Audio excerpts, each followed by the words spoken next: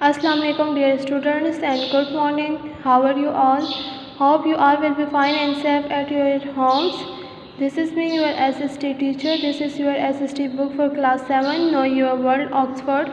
Dear students, open your book.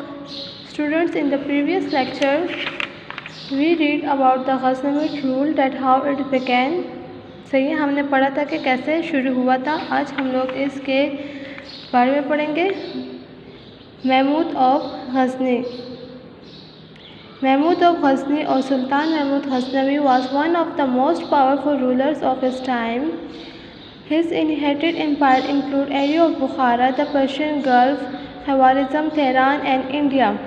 Mahmood Ghaznavi जौन से था वो गज़नवी ख़ानदान के एक बहुत पावरफुल, एक ताकतवर हुक्मरान था. उसको जो वरासत मिली थी, जो जगह मिली थी, उसकी जगह में जो एरियाज़ इंक्लूड थे उसमें बुखारा, खलीज फारिस, ख्वारिज़म, तेहरान और इंडिया के इलाके शामिल थे. Along with his father kingdom, उसकी फादर की किंगडम के साथ, जायदाद के साथ, Mahmud also inherited troubles created by the local rajas. Mahmud को वरासत में बहुत सारी मुश्किलात भी मिली जो कि वहाँ के रहने वाले जो लोकल राजा लोग थे उन्होंने बनाई थी.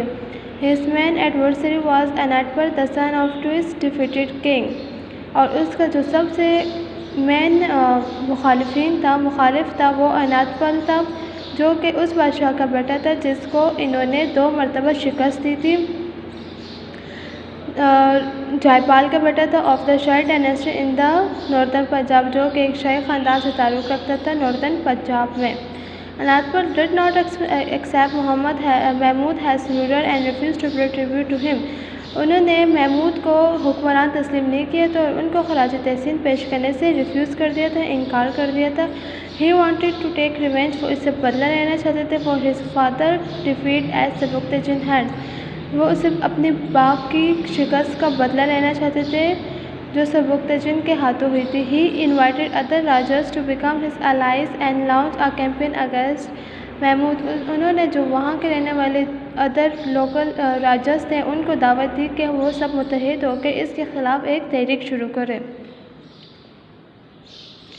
Mahmood and his army prove to be stronger, लेकिन महमूद और उसकी जो आर्मी थी, उसकी जो फ़ौज थी वो काफ़ी स्ट्रॉन्ग थी. They defeated Anandpal and his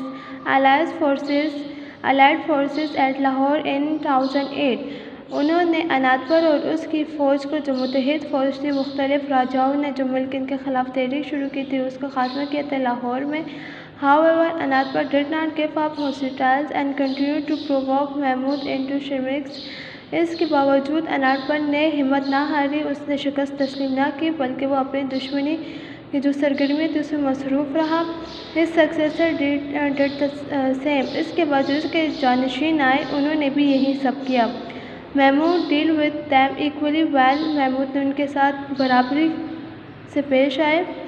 and defeated them, और उनको शिकस्त दी. He continue to beat other Indian territories and return victories after each attack.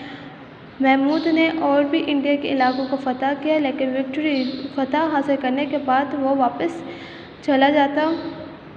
लेदन with beauty and slaves, जब वो वापस जाता अपने जगह पर यानी गज़नी पर, तो वो बूटी, माल गनीमत और ग़ुलामों से माला माल होता.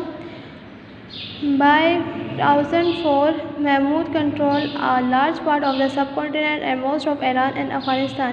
1004 तक महमूद ने सब कॉन्टिनेंट के एक बहुत बड़े हिस्से पर अपना हुकूमत शुरू कर दी थी, जिसमें ईरान और अफ़गानिस्तान भी शामिल है. Mahmud most famous campaign was the capture of the Somnath temple. इसकी सबसे मशहूर जो तहरीक थी वो सोमनाथ मंदिर का पकड़ना था. This huge temple and Kathiawar was dedicated to the greatest Hindu god Shiva. और ये मशहूर जो बड़ा मंदिर था, इसमें इनका जो गॉड था शिवा था, शिवा के नाम पे ये मंदिर था. They celebrated are major festival there with great reverence. और वो यहाँ पर अपने जितने भी मेजर फेस्टिवल्स है, त्यौहार है, वो सेलिब्रेट करते थे.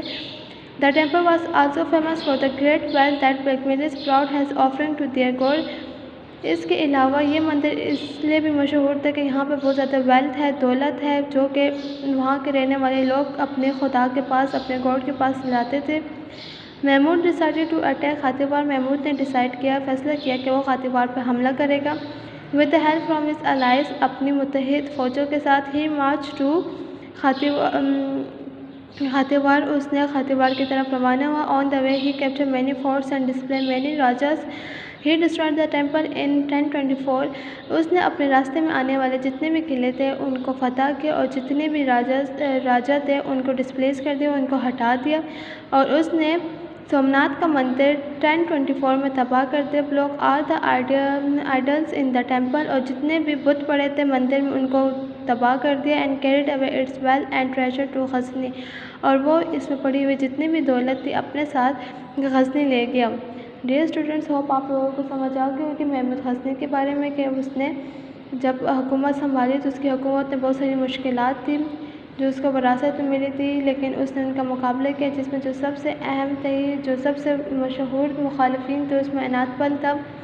सही, उसने अनातपल को शिकस्त दी, लेकिन अनातपल के बाद उसके जो जानशीन थे वो भी इसी तरह इनके मुखालिफ रहे, लेकिन महमूद ने इन सबको शिकस्त दे दी। इसके अलावा उसने सब कॉन्टिनेंट के एक बहुत बड़े हिस्से पर अपनी हुक्मरानी शुरू कर दी थी, जिसमें ईरान और अफ़गानिस्तान भी शामिल था। इसके अलावा जो महमूद का सबसे मशहूर कैंपेन थी वो थी सोमनाथ मंदिर को तबाह करना। उसने सोमनाथ मंदिर को तबाह किया, उसकी एक वजह ये भी थी कि वहाँ पर बहुत ज़्यादा दौलत थी सोमनाथ मंदिर में, और तबाह करने के बाद जितने भी उसको माल गनीमत, जितनी भी उसको दौलत मिली वो उसको अपने साथ अपने शहर गजनी ले गया। डियर स्टूडेंट्स, होप आप लोगों को समझ आ गई होगी। स्टूडेंट्स, अपना ख्याल रखिएगा। अल्लाह हाफिज़।